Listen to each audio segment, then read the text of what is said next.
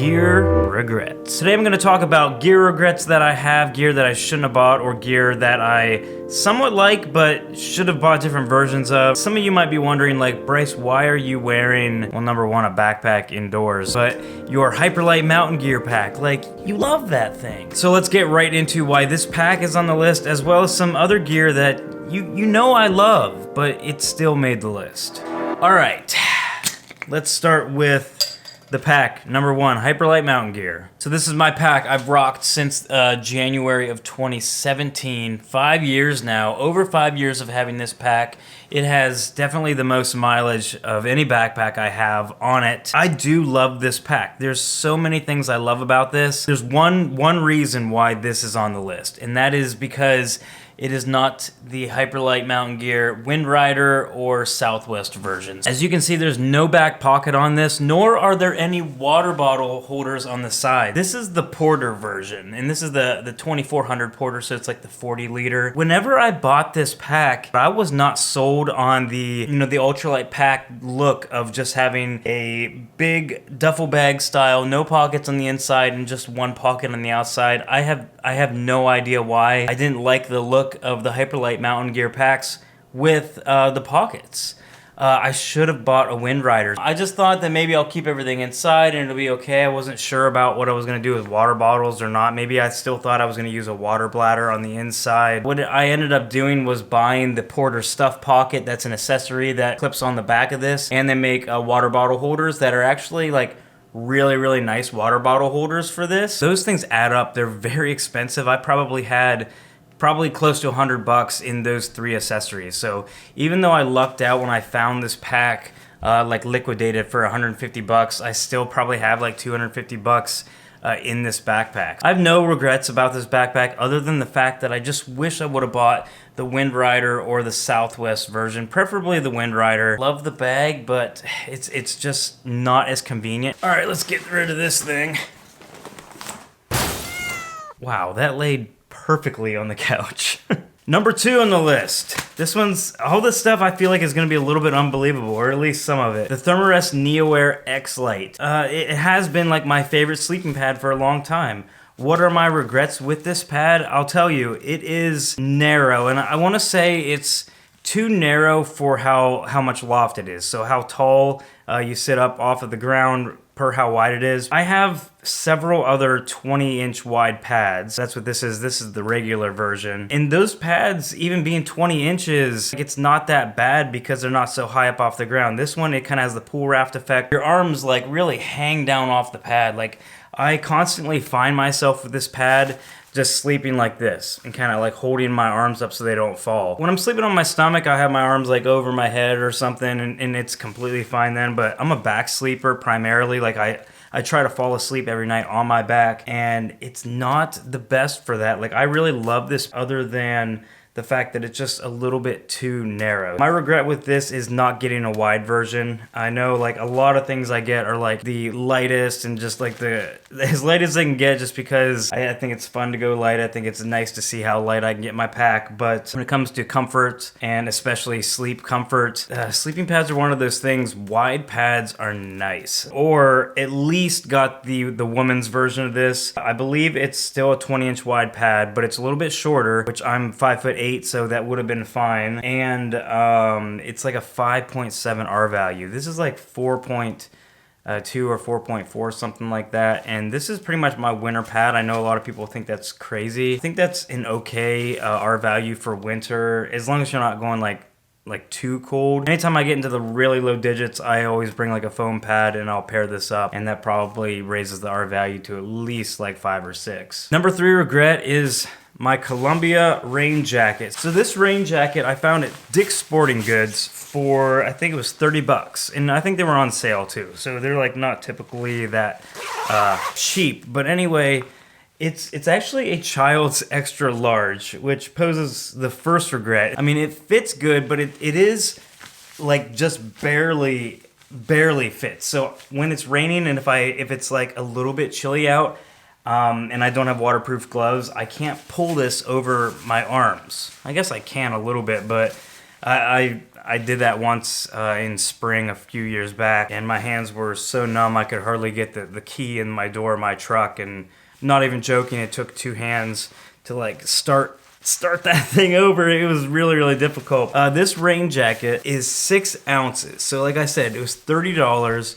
6 ounces. I really thought I found something, which a lot of super high-end rain jackets are in the 6 to 8, maybe even a little bit lighter ounce range. I hate this thing. I will bring this if I just want like a little bit of rain protection because there's like no rain in the forecast, or if I just think it's gonna sprinkle, I'll bring it. But if there's any type of substantial rain at all, this will wet through within minutes. Every time I've taken this out in bad rain, I'm just completely soaked through it. I think it's kind of one of those things with like any rain jacket. The lighter it gets, the less waterproof it's going to be. Now I mostly rely on my Mountain Hardwear jacket that's done me good for literally like 8 years. It's a dual layer dry Q or whatever their waterproof stuff is. Actually, I don't know if it's even called that anymore. That thing takes a lot to wet through. It does great. A lot of the other high-end rain jackets that are comparable in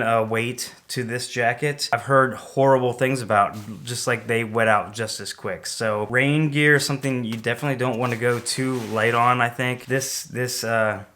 I'll throw it in a pack if I really think it's not going to rain and I got some extra wiggle room, but it's pretty much as good as having no rain gear in my opinion. So number 4 is this sleeping pad here. This is the Field & Stream accordion style sleeping pad. I forget why I bought this. I don't know if the kids were going with us or something where I needed an extra pad, but I have taken this whenever I went with the dog before because I was scared the dog's toenails were gonna pop a pad, so I slept on this. I've slept on this thing a few times. I always bring this in the winter to double up with like the NeoAir, like I said earlier. This pad sucks. So the lesson to be learned here is not all accordion style foam pads are equal. My grandma actually is an amazing accordion player. Little fun fact. So basically the foam on this just sucks. It's like really, I don't want to say it's hard, but it's not super soft. I got this for probably $20 or $25 at like a Dick's Sporting Goods. I don't see many people buy these. I don't ever see them in videos, and I totally see why. It's just bad. So I bought it because it was there. I needed it. What I should have bought was like the Thermarest. Is it the Z Lite? This is the Z Seat. So I assume it's like similar in material. And I didn't realize that that thing sucks so bad until I actually saw a couple Z Lights and got this Z Seat. The foam on these, or the Thermarest foam in general, is just so much softer and so much more comfortable. Sleeping on that thing, you may as well not even have a pad. That thing just sucks. But honestly, I want to get a Z Lite just for another option, just to give it a try, as well as using it in conjunction with other blow-up pads to add R value. And it's cool too because they have like a silver side too to reflect your body heat, so it adds a little bit of warmth there. I want to say that the Z Lite is probably like $40, 35 to $50, somewhere in that region. So a little bit more than Field & Stream, but I should have never bought that thing. Number 5 is the purple monster. The LiteAF Gear, where's the logo? There we go. The LiteAF Gear Solo Tent. Now I know people's jaws are dropping right now, like, Bryce, you've never talked shit about that thing. And honestly I have, because they made a full comprehensive, like, comprehensive meaning like, I mean, I don't make comprehensive anything in videos, but I made a pretty good review video on this tent, and I talked about some of the cons, and those are the reasons why I really don't use this thing a lot anymore. So basically, I do like this tent. I like a lot of things about it. It's pretty lightweight. I bought it mostly because I wanted a one-person shelter. It was a trekking pole tent that was super fast to set up. I've said it 100 times. I was actually planning to do like a through hike back in the day. It fell through, but I was trying to acquire gear for that. And I thought that this would be a good tent for the through hike because, you know, you're obviously going to be setting up your tent or your shelter in rain quite often. So I wanted something that was like super fast to set up in the rain. That was my main objective with this. It is really, really fast, and it's awesome for that. My regrets with this though. Number 1 is the vestibule in the front is very, very small. It's actually, I think it might still be marked wrong on the website. They send you a little pamphlet when you buy the tent. It shows the actual dimensions. The dimensions on the website are just wrong. Like the vestibule length is like 8 inches. On the website, it actually says like 12 or 16 or something. Like it's way off. But the vestibule size in this is the biggest downer, I think, because I didn't realize how much I would want to actually cook while I'm in my tent, like under my vestibule. Like I don't want to cook with a stove, like fire, like on my tent floor. I want to be on the ground under my vestibule so that if it's like raining, I get to camp, I can still cook dinner and have some wiggle room, and it all be good. You cannot cook under the vestibule in this tent. There's plenty of tent space if you want to risk cooking inside it, but I never have done that. And my number 2 regret with this is the purple. I mean, I love the purple, don't get me wrong. It was one of those colors that the first couple times I saw these, I thought, that's really stupid, weird. That's just a weird color for a tent. And I remember just thinking, like, the more I looked at them, the more I just wanted the purple one. Problem with the purple is in the daylight, anytime the sun's up, it doesn't let a lot of light through the tent. So it makes everything really dark inside and makes it like this really like distracting, especially distracting for filming videos inside a tent. Purple hue over everything, and there's this dark color. It's really good for privacy. Nobody's gonna see you like through this thing or anything. But as someone who likes to like film on my backpacking trips, which is why a lot of times I gravitate towards like gray or white tents, the purple just sucks. The purple sucks for filming. The Costco quilt. Now it's not really a regret. I just want to bitch about it a little bit. So I guess the regret is buying a Costco quilt and depending on it. So I honestly think that everybody should have a Costco quilt. They're really good warmth for the price. They're super cheap. They compress down small. These are great for adding into another sleeping bag or a quilt to add a little bit more warmth. I use these in conjunctions with other systems every now and then. It's good to have a nice backup. Like, I really like the Costco quilt. My regret for this is actually depending on this as a summer sleeping bag, which is obviously not a bag, it's just a blanket. The thing about the Costco quilt is it's pretty small. I'm 5'8", like I said before, and it's hard to keep covered throughout the night unless you like don't move at all. Your feet are going to be sticking out.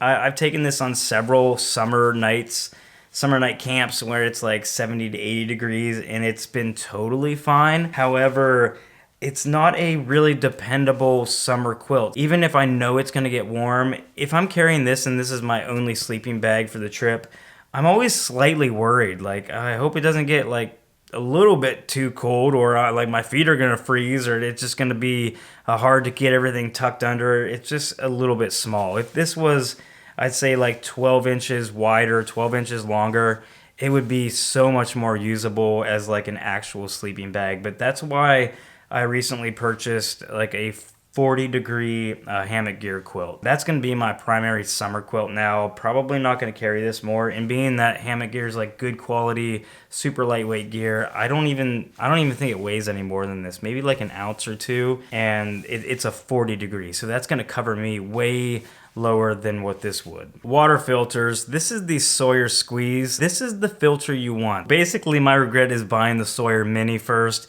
Just a little bit smaller, a little bit cheaper, probably like honestly half the price. You might save like an ounce or so. The flow rate of that thing pretty much blows, and it doesn't really filter my beer that good. It almost screws on there. I'm not gonna do that. Big pro tip here, just go with the Sawyer Squeeze. If all your buddies got the Squeeze and you have the Mini, they're gonna have to wait on you to filter water. The flow rate of this is so much faster than the Mini. I feel like when it flows so much faster, you don't feel the urge to squeeze that bag more. A lot of people break any dirty water bag that they're filtering their water from because they squeeze it too hard. And I think with something that flows like pretty quick, you don't feel the urge to squeeze it hard and risk breaking your water bladder. So don't buy the Mini, just go with the Squeeze. So another one is a pot. So this is the pot that I like, I'm gonna talk about, but my regret is getting one called the LT pot. It's by a company called Ollie Camp. Now this is actually a really good pot. I like it. My regret with it is only that it was too large. It's like a 32 ounce, so it's like pretty much the equivalent of a 950 milliliter.